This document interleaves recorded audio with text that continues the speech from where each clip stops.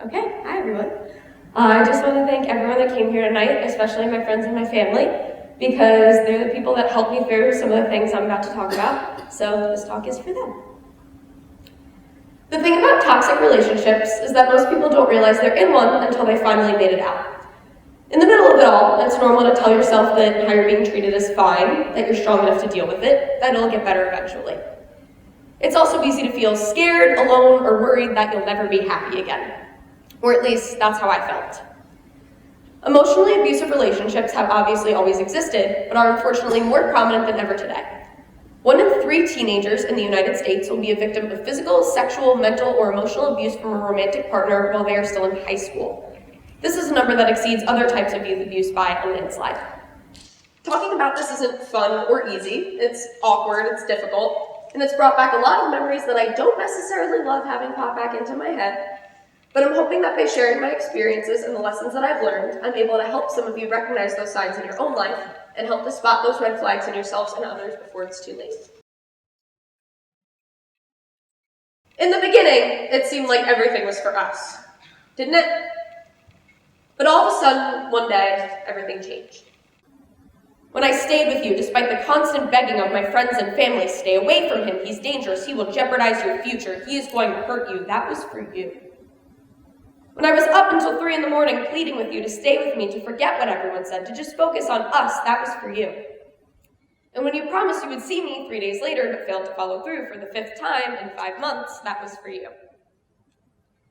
When you met my family and told them I was special, only to fight with me on the phone hours later, who was that for? When you canceled countless plans for God knows what reason, who was that for?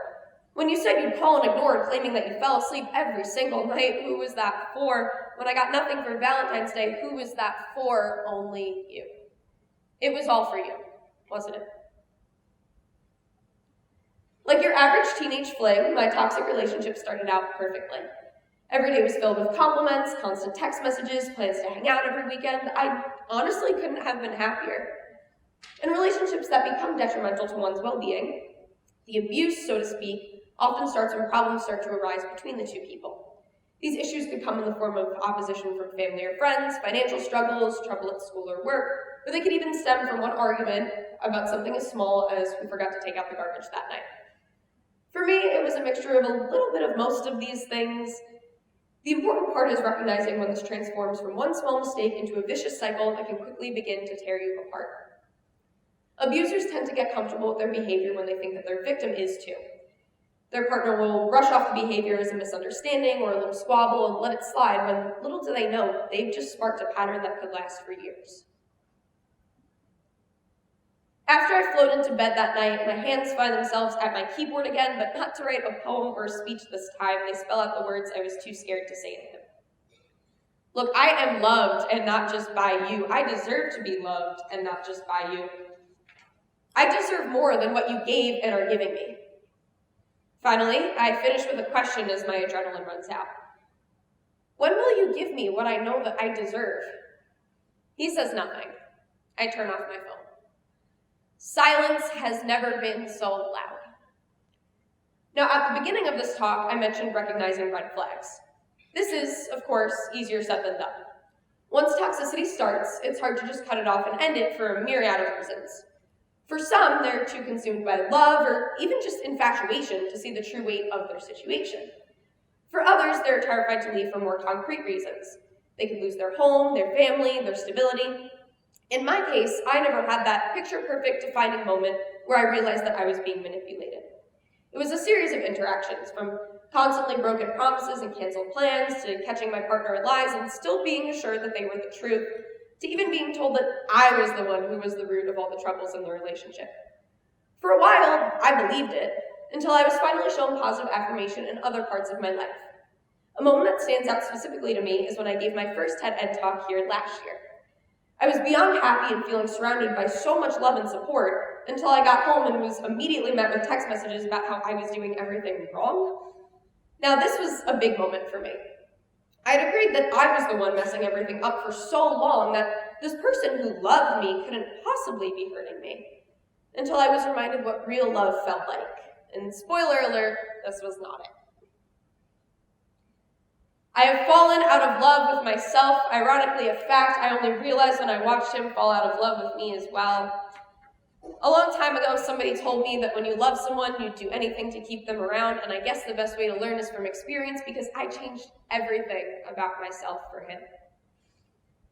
I broke every rule in my book for him, exhausted myself until I was at the end of my rope for him, scratched and clawed for my life for him, practically suffocated under his thumb for him, pushed away and lost my friends and family for him, only for him to turn my blue sky gray in a matter of moments. His lies created a prison around my heart and mind, refusing to let me out until I found the truth and used it to set myself free, and still, I feel trapped within his grasp. I did everything for him. I did nothing for me. And now I realize that every time over the past year and a half or so he told me, you need to change, he was right, but not in the way that he or I or anyone thought he was. I do not need to change for him. I need to change for me. After the red flags get a little too comfortable swaying in the wind inside our brains, hopefully we recognize them. In the context of an emotionally abusive relationship, some of these warning signs may include feeling constant guilt with no reason why, receiving insulting remarks being passed off as jokes, seeing jealousy and suffocation masked as protection, or even abuse being followed by grand gestures and gifts. As soon as these signs are seen, it is important to get help. I'd love to tell you to skedaddle out of there the minute you feel as if you're being emotionally abused, but we all know it isn't that easy. Finding someone to confide in, whether it be a friend, parent, teacher, family member, or even a therapist or counselor, is essential to getting yourself out of this. I definitely couldn't have recovered as much as I have without a strong support system. It's all about surrounding yourself with positive forces who are committed to pulling you out of this dark place. Furthermore, a professional could definitely tell you more and give you more resources than I could in this short talk. I know I've spent all this time beating red flags and warning signs to death, but the key to reducing the number of toxic relationships in this world is truly just checking up on the people that you love. We can't know someone's story or struggles just by looking at them. If we did, things would be a lot different and easier.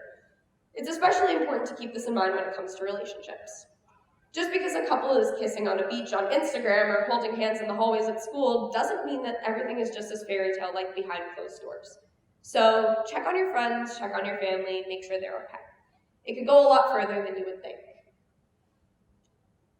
It hurt because after you left, I didn't love you any less just from further away. Because after you left, I cried and shook and could barely get out of bed. Because after you left, you were still the stars for me. The stars just suddenly existed in another galaxy. But after the first few days, your lies wiped away, revealing a clean slate. A blank page about to be written on by a girl with no intention of doing anything for you ever again. And when I continue on growing without you, that will all be for me. From now on, it will all be for me. Thank you so much.